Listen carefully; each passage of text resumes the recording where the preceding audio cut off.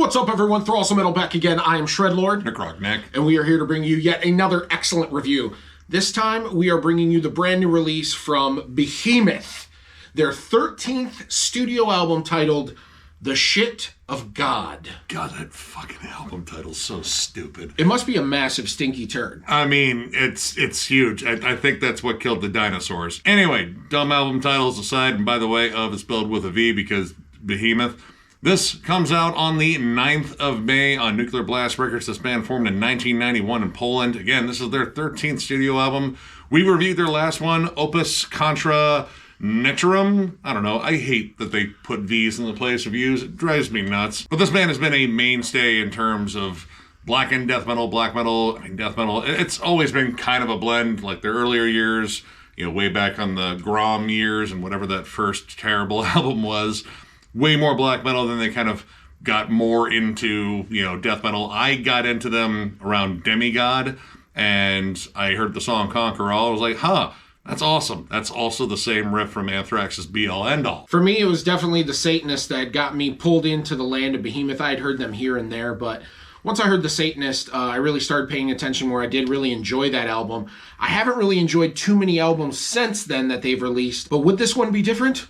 Let us find out. The Satanist is, I don't know, it feels like something that Nergal has been chasing, ever since that album was released. That album had some crossover success. It was, one of the most positively reviewed metal albums the year it was released. I liked a lot of the stuff before, like, Evangelion, The Apostasy, super strong albums. But once the Satanist hit, I feel like Behemoth, their stock kind of rose. And ever since, I feel like Nergal has been chasing this album, trying to recreate it. The one after it, I Loved You at Your Darkest, was kind of a miss for me. Like, it's got a couple of decent songs, and then the last one we went over, it was okay, but I feel like he's trying to recreate that vibe on the Satanist. And this one, honestly, I don't feel like he was really trying to do that this time, and that did make a difference in here because this has shades of different eras of Behemoth. Yeah, right away on the opening track, The Shadow Elite, after the atmosphere, of course, you got to start with your little bit of atmosphere, your intro. It goes right into this heavy black metal shit, and that's what I'm here for. So yeah, it was a pleasant surprise to hear that right out of the gate. I didn't have to hear like 20 minutes of Gregorian chant before I got to the death metal. Even with, their classic, they're very good at doing the orchestration with the vocals and the hits and swinging the riffs and different time signatures to do those orchestrated hits. While that stuff was there, this was definitely more straightforward death metal. Yeah, you can kind of hear that like right away. Like immediately I got like, that death metal sort of punch that I feel like was kind of missing on the last ones. Like he's definitely been favoring more black metal, but here there's a little bit more of a balance. Sowing Salt in particular, you get, these awesome pockets of chuggy, gnarly death metal riffs and then like blackened strumming, all while, just blasting your face off. And of course, at the forefront of this, we have Nergal ranting and raving and growling his guts out about how much he loves him some Jesus. Yeah, him and Glenn Benton should get together and form a duo. I can only imagine the lyrical quality. A lot of this kind of captures, I would say, a good chunk of like what people expect from, Behemoth at this point, but also, again, it kind of goes back a little bit more. There's notably more aggression on here, and I think that has a lot to do with like more death metal being on here. Nomen Barbarum, I don't know. Again, you put fucking V's everywhere. It's confusing. Can we stop? I know it's your thing, but can we get a break? But there are some like very big death metal moments on there, especially when it gets into the bridge. They isolate this big chuggy riff that is 100% death metal. There isn't a blackened tinge to that moment at all. In fact, it sounded more akin to, fellow countrymen of theirs like Vader or Decapitated. It just kind of lays on the aggression more. And honestly, I kind of like that because you get this good give and take on here. You have pockets of just outright aggression, feral, it's evil, but then when it gets into the black metal, it sounds different. It sounds more crisp. It doesn't sound like it's been going on forever, which was kind of an issue I had on the last one. And once again, going into the theme of being more straightforward, of course, this album is still going to have a lot of the tropes of Behemoth. But one of my favorite songs on here was called Luciferian. And one of the things I noted on here was it wasn't a long track, but it was very aggressive from the start. It didn't lose the aggression, and they didn't take me to 18 different places in this song. They just kept it short, tight, and right. And I really dug that song just for that straightforward animosity for 3-4 minutes stop. And the production here is big. It's grand. It's Behemoth. Jens Bogren handled the mix and mastering here. It sounds big. It sounds lush.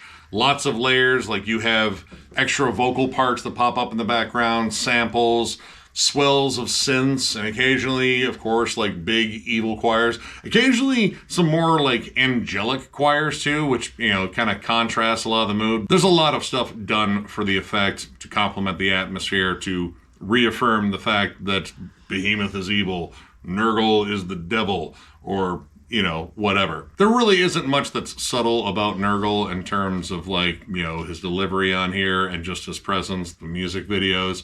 You know, I feel like, again, like a lot of this stuff is just done for occasionally the sake of controversy. Like, again, look at the album title on here. You know, I think he's just trying to make sure that the same churches that protested his last show in the U.S. are protesting the next ones, too, because he's all about consistency. But in terms of songwriting here, back to that, I think this is an improvement over the last one. One of my favorites is O Venus Come, which I was surprised the V actually is a V there. But of course, the U that would be in that word is a V. But that song, I think, honestly showcases like a writing dynamic in here that really hasn't shown up on this album to this point. Like this comes at the 7th track. It's a slower build. It's more brooding. It builds in layers and intensity. And by the time you get down the end, it's this grand epic. You know, it has a more mid-tempo vibe. You get these haunting, dark, dissonant melodies. It definitely has a more blackened tinge to it. But it slowly increases the pace and the intensity.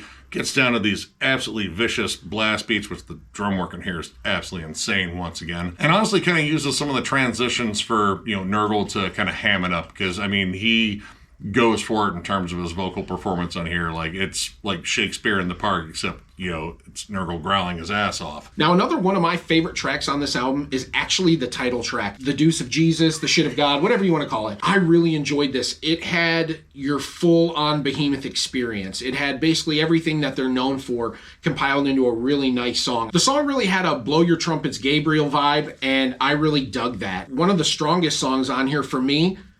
However, there is a small problem with the song that I personally had. When it starts the song, it's this whole spoken word, like, campaign speech type thing that Nergal's doing about, you know, how he is the deuce of Jesus and the turd of the spirit and all that jazz. And it really kind of took away from the song. I almost didn't even want to listen to it because it was so cringy at first to me. But I'm glad I did because I really did enjoy the song. And then one other maybe complaint is that he kept repeating that damn thing over and over and over again. Yes, we know you're the shit of God. We get it. We understand. We necessarily don't need it 1,000 times. Yeah, and maybe if the song title was, I don't know, less stupid.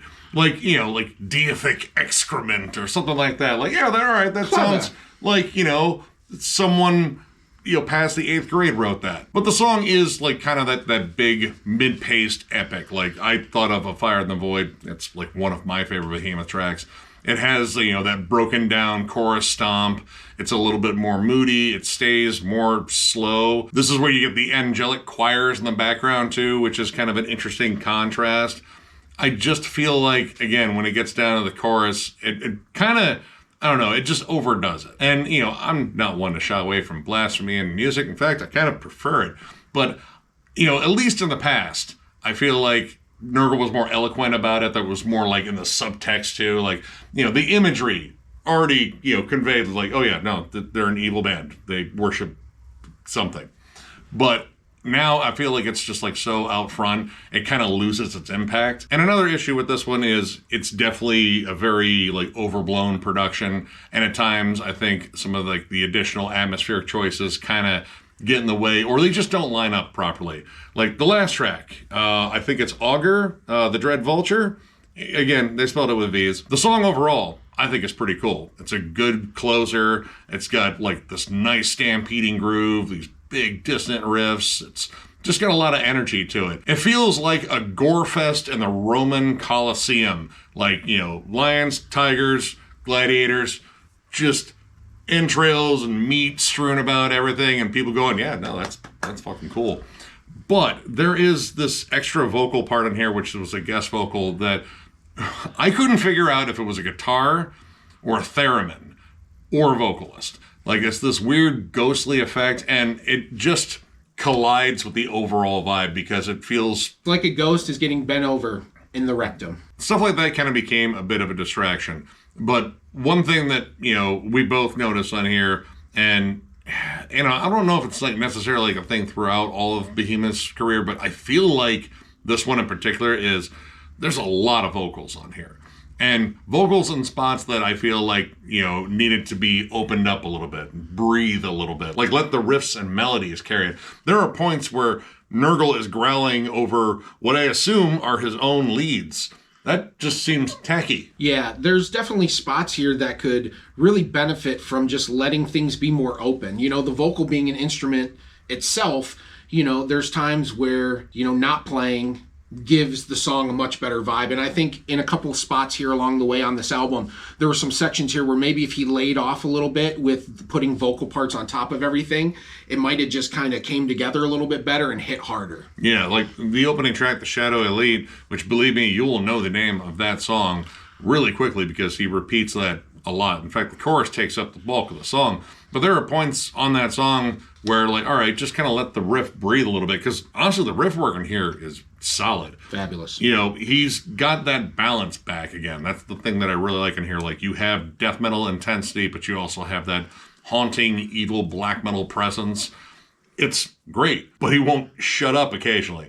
And, there's just, like, some spaces on here to kind of just, like, let all this breathe. I mean, hell, you have all these extra, like, atmospheric qualities, too. Like synths and haunting choirs. There's even like a spoken word at the end of To Drown the Sun in Wine of, like, I don't know, what sounds like a woman pleading for her life before screaming her guts out. A lot of this, it can kind of start getting to be too much in terms of, like, so many damn layers in here. Like, their albums generally sound really solid with just, like, everything that they kind of bring to the table live. I feel like ever since The Satanist, one of the ways that he's been trying to chase it is to try to make the album sound bigger and more atmospheric, more like a giant production, where honestly, I feel like stripping it down might have some better results. So let's get down to the rating, shall we? I gotta be honest, as much as I have bitched and critiqued about this album, I actually did really enjoy it. I just think that I hold Behemoth to a high standard, and I expect quality from them. And honestly, I think they delivered this time. I really enjoyed this album. Aside from a couple qualms that I have with it, overall, I really dug the vibe. I really dug the atmosphere. The riffs were great. I'm going to give this a 4 out of 5. I definitely will listen to this again, especially, whether I like the edgelord title of The Shit of God of Not, I'm still going to listen to it. So yeah, I think this is a solid offering, and I think this is their strongest since The Satanist for sure. So if you're a fan, I would definitely check this out. I'm going to give it 4 out of 5. I am going to go with the 3.5. I will say that this is pretty good shit. It's kind of back a little bit to the Behemoth that I really like. And again, this is like one of those bands where it kind of depends on where you got into them. I got into them when they were like pretty fiercely death metal with, Demigod and such.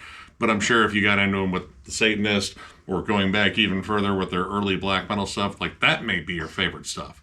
But this feels like kind of a blend of most of their career here. It's still a little, too overblown at times. And again, like the album title is just, it's really dumb. I'm not really a big fan of the album art either. It looks like the most unflattering picture of like a devil statue or whatever. Anyway, the album overall, though, I would say is an improvement. And I would agree. It is the best album they have put out since The Satanist, even though I think the competition isn't that steep there, but I feel like they are kind of getting back on track. At the same time, there might be a little bit of overcompensating on here, but the riffs are here, the blast beats, it's got aggression again, it sounds evil, it sounds a little bit more focused too. Overall, I think this is a solid album. If you're a longtime fan of Behemoth, I'm pretty sure you'll dig this. Also, if you're a fan of like Hate or Nile or Hideous Divinity, stuff like that, check this album out. Pretty good stuff. And to quickly touch base on the album cover, something comes to mind. It reminds me of if the devil was trying to take a dick pic, but had the wrong camera. That's all I'm going to say. I'm sorry. Like, oh man, we made the fucking devil like a 40-year-old divorced dad. Oh man, these are rough times. So, if you enjoyed this review, give it a thumbs up. And if you were new to the channel, subscribe because we do stuff like this all the time. We also have memberships. They are only 99 cents, and our lone perk is doing a members-only live stream, which we will probably do one after we get back from MDF because, well, we'll have stories to tell, and I'm sure we'll be tired, hurting, and broke. Anyway, memberships are the main way to support the channel now. We also still have our store, thrallsmetal.com, which is linked down below. That has our t-shirts and hats. And there's a join button down there if you would like to join up with this channel and hang out with us on the live streams while we say pretty stupid things. Which we do, and it's a lot of fun. Yeah. And last but certainly not least, thank you, the viewer. We appreciate you taking the time out of your day every day to watch our content or see what the heck we have to say about God knows what in the land of metal. Without you guys, we wouldn't be doing this. You are the reason for our season, the motivation of the nation. Yeah, I should have, yeah, that was pretty good. I'm not going to lie. That was off the cuff, too. But on a serious note, thank you guys so much. It means the world to us that you tune in with us and spend time to comment and give us your opinions and stuff. So from the bottom of our cold and blackened hearts, we appreciate you. Thank you. Yeah, you guys absolutely roll. Tons of content coming in the future. So one more big thank you because you guys are awesome, and we will catch you later.